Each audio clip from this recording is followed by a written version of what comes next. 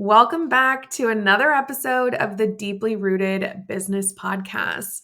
I'm Rachel, and here with my co-host Jess, we are going to be talking about reflection and what KPIs and benchmarks to look at in order to build for a productive year forward. So let's get And started.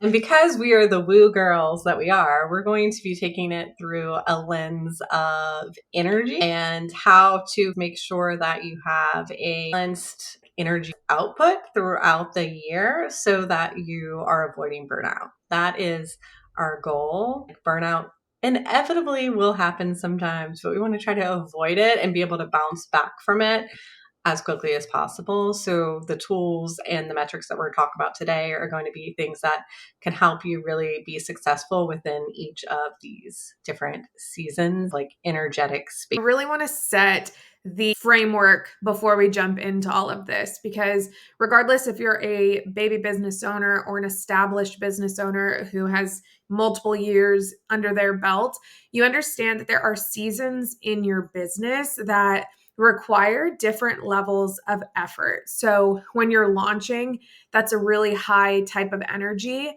When you're sitting back, like maybe in December or January type energy, you're kind of sitting in that restorative type flow. So really understanding that as a business owner, you're not 100% all the time, because that is what gets you to burnout, but understanding where to plan your year, how to balance your energies throughout so that you have a really cohesive flow that is aligned with your energy. So it's really what we're going to be talking about today. In our last episode, we talked about reflection and really identifying the new goals and initiatives and spaces and places you want to go in the new year. So in this episode, it's going to set the framework of how to map that out over a year's time so that we avoid burnout and that we are able to show up as our best and brightest selves every day to our business. Let's just start by defining these three seasons, and then we'll work into and deep dive into each one of those. So do you want to give the recap of the three? Because you're kind of living in your realm of how we've decided to position these. When you go to map out your year, I love to take like a spreadsheet and write the 12 months of the year. And then I have the columns, which we have promoting, which is what Rachel defines as like a push season in her language. We had to like align on our verbiage here, where these would be the times that you're actively launching or promoting or selling, the things that are going to require a lot of outward energy. In Ayurveda, that is defined as like the pitta dosha, which is combined of the elements of fire and wind. So think of like energy that you get when you're looking like at a rolling ball of fire. That is basically that the energy that you're having to put out and muster up when you're in a heavy launch or sales season. The second type of energy or kind of period that we have is the creating season. And in Ayurveda, creation is related to vata dosha, which is made up of the air and ether. And it's literally up in this headspace, borderlining woo. The veil is thin so that all of that inspiration can just pour into you and you can pour it into whatever you are trying to action in your business. And then we have our last season, which is the season we're in now, which is winter, which is related to the element of kapha, which is made of earth and water. And it's all about restoration and really renewing your roots. So you're still working on your business and in your business, but it may be more of that foundational level where you're not expending too much outward energy. It's a lot of work happening behind the scenes and in the back end of your business. So those are the three seasons that we'll be talking about. And we'll be talking about how to map them out and then other KPIs that we think that you would need to focus on for each season to be successful for you. Yeah, let's start with what I call a push season, but the fiery kind of high energy type season. I help a lot of my clients do launches and things like that. It's a high energy. This is the type of season in your business that you probably only want to last max 60 days, like 30 days, ideally max 60. or else you're completely burnt out. This is one of those where it's like, cancel the plans, book a massage, put a lot of self-care into your personal life so that you can show up ready to take action during this actual season. So, Jess, I'm curious, like when you're doing the annual plans of your clients, when you're planting kind of a push season, a fire season in their calendar, what are the things that you're kind of like looking for when you're mapping out like specific things? Like, first things that come to my mind are like obviously historical trends. When do you make the most sales? But I'm very curious what else you think.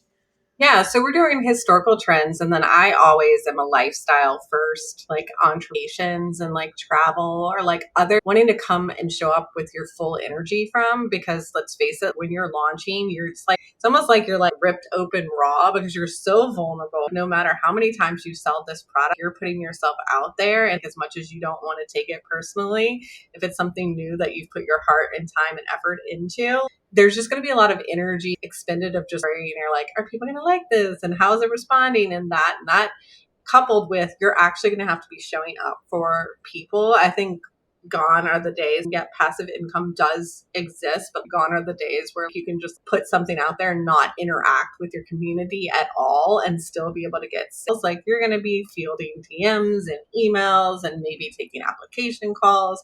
So it's just a lot of like outward energy. Do you have any other big initiatives or projects that would like prevent you from showing up? Again, looking at the historical data, because it is such a high investment time that you want to make sure that you're getting more bang for your buck. And then number three, that you are looking at your personal life and making sure that there's nothing that's going to conflict. If you have a kid graduating and you really want to be like present for them, then let's push off the launch a little bit so that like you can 100% focus your time and effort on this. And like Rachel said, that's 30 to 60 days, which sounds like a lot, but it works so much better because I've had entrepreneurs like, oh, I'm not like launch week isn't until next week. So I can go on vacation the week before. And it's like, no, those 30 days, you need to be full on committed to promoting and, selling whatever you're doing or whatever you've created into the world so that you can be successful. Because if you try to cram too much else into that, that's when burnout is going to be waiting for you on the other side. And yeah, I totally agree. And I think that is one of those things where people don't intentionally plan their launches. I have a lot of people that come to me for launch support and they're like, I want to launch in a next month.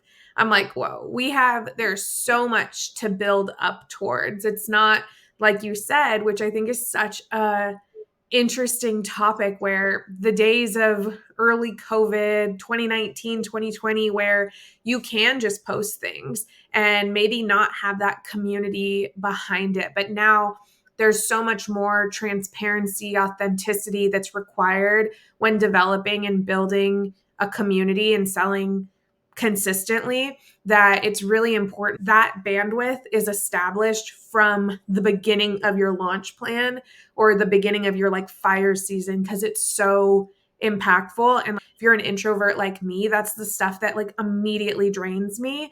So really understanding that like these seasons in your business have certain effects. It's not a 9 to 5 where you can close your laptop and be done at the end of the day, as much as we want it to be, like, and as much balance as you can build into your business. It's just really important to know that those elements are draining sometimes.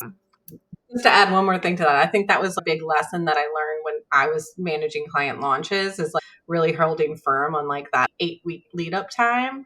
Because yes, you could launch it quicker, but it's not going to be a good experience for you. And you're probably not going to get as good of results. I saw myself evolve as a service provider when I started holding my boundary of now I require 8 weeks to help you out with this because I want it to be successful and I don't want to burn you out. Yeah, we could Mhm. probably that's not the energy that we want to bring to launch. Totally. All right, let's talk through the 3 benchmarks, KPIs that we think are probably the most important to pay attention to when you're in this big kind of high energy season. Obviously, it's more marketing and sales focused because we're driving towards an end goal, which is conversions and launching and all of that. So, the 3 that I would say are the conversion rate is one, obviously, right? And that could either be sales calls booked from marketing messaging, it could be enrollments from marketing messaging, whatever your end journey to purchase goal looks like. Making sure that we're tracking conversion rates that's really like step one. Using historicals on that too, because if you understand that your average conversion rate is lower than, let's say, the industry average of 5, it's really important to know that don't set these like 10K, 100K launch plans when you realistically have this audience size and this average conversion rate that's unique to your audience and to your business. So really making sure that those are like smart goals and smart metrics so that you're not setting yourself up, one, from an emotional point where you're like, oh, this is going to be the best launch of my life. And you're like basing it off of these kind of unvalidated metrics and numbers. Yeah, there's no sure way to deplete your energy more in a launch is to go in with unrealistic goals and expectations. And I think that it can be easy to fall into that trap because in the online space, we get exposed to like, just manifest it, you can do this. And it's like, Rachel and I think both live in one foot in the woo world and one foot in reality. Or yes, you can remove your limiting beliefs and you can manifest it and you can tap on it and everything. But also, there's KPIs and benchmarks and historical data that are going to tell us probably how you're going to perform. And I think that's where setting like those, I think you call them enough goals or good, better, best goals really come into play, where it's like you have to establish going into this, like what is your good number for each of these so that you're not constantly striving for more or unsatisfied with the results you're getting because you set an unrealistic expectation, because that is just a energy suck right off the bat. 100%. So KPI/benchmark number 2, I would say the most important one is your engagement rate, especially when you are playing in a world that is ruled by an algorithm of some sort. Really understanding that ramp up phase is there to build and to boost that engagement. And you can do it across the means of having those DMs, driving them off social, having them in your email list, all of those various components, but making sure that one, your emails are high performing. So in your ramp up phase, you do A/B testing, you do message validation so that come launch time and when you're in your active sales period, you're actually leading with confidence that your metrics are going to meet or surpass your engagement rates. You don't want to be testing new messaging in active sales time because you don't know how your engagement is going to do. So when you have a steady kind of metric to look back on from your benchmark perspective, you could say, oh, okay, this overperformed, this underperformed, and you look at it from a place that is rooted in data instead of kind of my gut saying I'm going to go with this. And you can actually remove a lot of those like emotional levers of disappointment and stuff when you approach your launch with data that has been validated in that pre-ramp up warm up phase. Anything to add to that? No, I do not. You did Perfect. good there. And then the last one is a combination of the two, conversion rate and engagement rate, which is your sales and profit. So this is really understanding that the moving pieces that are building in that fiery push season is doing the end goal, which is to drive sales, drive profit, and all of that. So making sure that you're tracking. And I always, when it comes to my clients' launch, I do a post-mortem of the launch. We'll do a full analysis of the traffic sources, the conversion sources, all of those various components. So you can say, sure, maybe I profited 50K from this launch, but it happened 20% in email, it happened 10% on social, 40% on the DMs, and you start to begin to build out your next push season from this data so you know where to spend your energy at. So it's really, really important metrics and benchmarks to look forward to. I just giggled at your post-mortem. I'm like, I call them launch debriefs, which I feel like is a little less. It's dead. It's done. Let's dive in. This Maybe thing I is should give dead. her like more energetically aligned one. That's just what I called them in corporate that it carried over. I knew what you were talking about. I'm like, launch debriefs, reflection, and review. But yeah, those are, and the magic is in the debrief. I always said that because rarely ever do you launch the first time and hit it out of the park, right? So you're going to have to tweak and iterate and Totally. throughout that. And those debriefs can help to show you the way to go. Yeah. So, second season of business is this like vata season, the creating type energy. Do you want to walk us through the Yeah. metrics and what's happening here? Yeah. So first of all, when you're creating, and is that this is where it becomes really important to have those marketing systems running behind the scenes, like your evergreen funnels and your lead generation funnels and your content creation workflow. Those still need to be happening so that you're actively either leading people to your more passive offers or building up so that you can have another cash injection during your bigger push season that will carry you over while you're creating and restoring. Would Um, say that a put or a creative season typically is before a big push season. yeah, yeah. So I would say typically we would be like create, promote, or create, promote, Mm, but when your team starts to grow, you can actually have people in different energies of the business depending on what part they're working in. So then it gets a little more complex. Like when I had a bigger client, 18 members, some people were creating and some people were promoting. That's how you begin to scale. But if you're just one person, or a smaller team, maybe everyone living in the same energy at the same time could work too. But as far as your like evergreen sources, I love to look at traffic sources. So where is the traffic coming from to your website? That way you know where you can focus. If you need to pull back on certain marketing activities, you know which ones are still going to give you the bang for your buck. So for example, right now podcast doesn't generate a lot of leads for me and Rachel yet.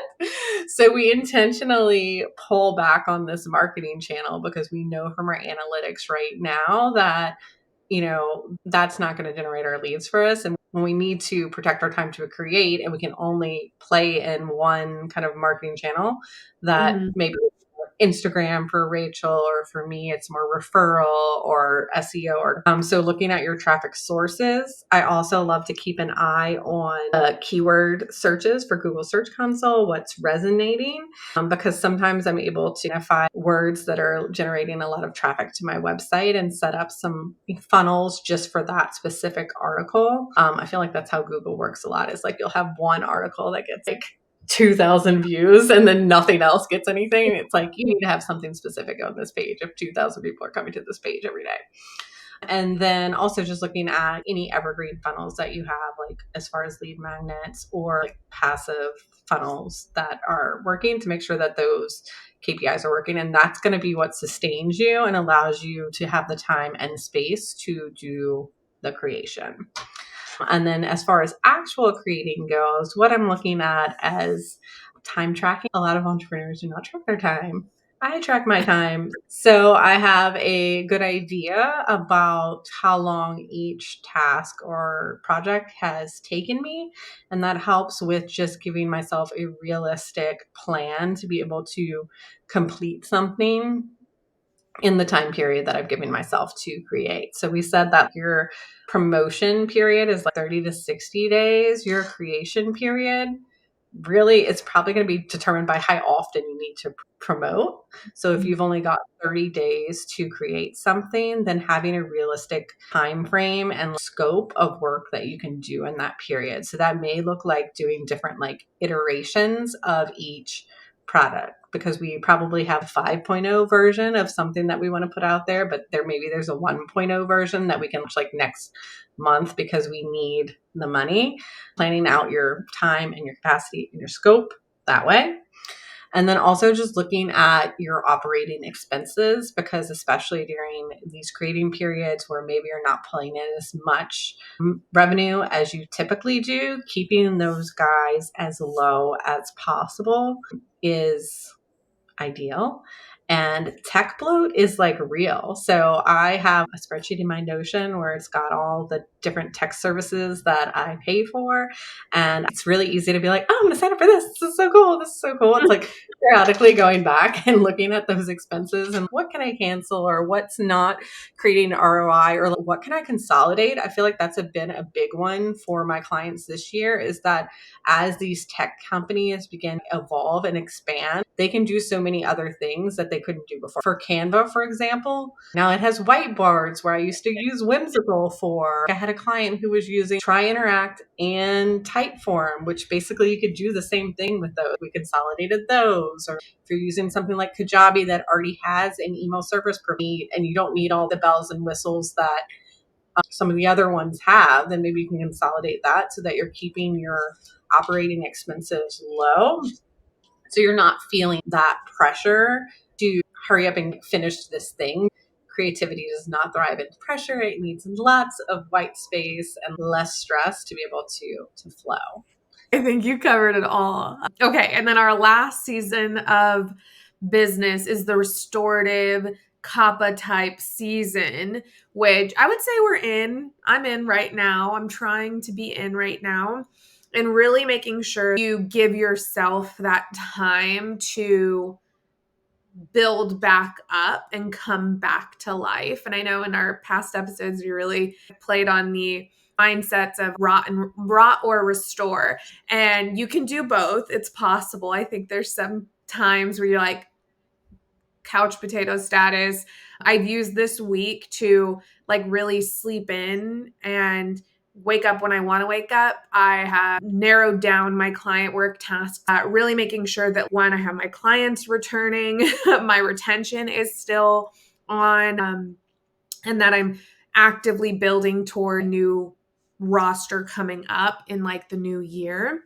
So I think the three metrics that are like the most important to focus on in this restorative kapha type season is that customer lifetime value, making sure there's no anomalies in your retention strategy. You're making sure that you have a long tract in place, that you don't have a lot of cancellations early, that you are working smarter and not harder. So it's the mindset of I am going to have, like, all my clients have a 3-month minimum retain. On average, my clients stay with me anywhere from 6 to 9 to 12 months. So depending on what service they live in. So understanding that in my business, even though my initial contract is 3 months, I know that I don't need to market to fill that spot again for another 6+ months afterwards. So really leaning into those business foundational metrics of customer lifetime value, your retention rate, leaning into your network, I would say is another one. So embracing referrals. How can you, in this restorative phase of season of business, really like tap into reconnecting with your network, whether that's coffee chats or emails, things that are just retaining and rebuilding those connections that maybe during your push season you kind of lost track of. So those are really important, steady metrics to look at during this type of relaxing, restorative season. The final one that you didn't talk about is, and I think you naturally do it when you slow down, is like you realize like the other areas of your life that, especially if you've been in a heavy like push season or pitta season, that have fallen to the wayside. So like health and wellness, or maybe family and relationships, or just personal development and spiritual, like gauging all of those other life areas and like where they're currently at and what needs some more work, Yeah. so that you can, when you're going forward and putting your plans in place, create some space for those activities to go. Or I'm a big fan of doing retreats and going hard and getting like a big old boost of like restoration so that carrying Yeah. your to the next one. It's kind of building that stress resilience muscle. Totally. Yeah. Gosh, I can't wait to unplug after this and jump right into the new year feeling so much more restored. I desperately needed these last 2 weeks to chill. So let's just do a little quick recap. So, the 3 seasons of business that typically, and I think just you start in this creative space to create something new, then you go into promote mode to then sell that. And then hopefully you drop into restorative mode so that you can pull back and reclaim some of that energy that you just pushed out during that fiery season. So, really making sure that you're not planning an entire year with just 100% fire, that you're planning in restorative options, that you're not double dipping into that creative slash fire mode at the exact same time. Because I tell you, I think you had said this, like, you need space, you need flow to create and feel inspiration. And really, like, when you have it coupled with that pressure of generating sales and that kind of masculine energy, it's really hard to exist in both at the same time. So, those 3 seasons, we'll talk more about how to build them into an actual annual plan, but really having this foundational knowledge of these 3 kind of energies that you'll exist in throughout the year is so important. Yes. So thank you guys for listening. And until next week.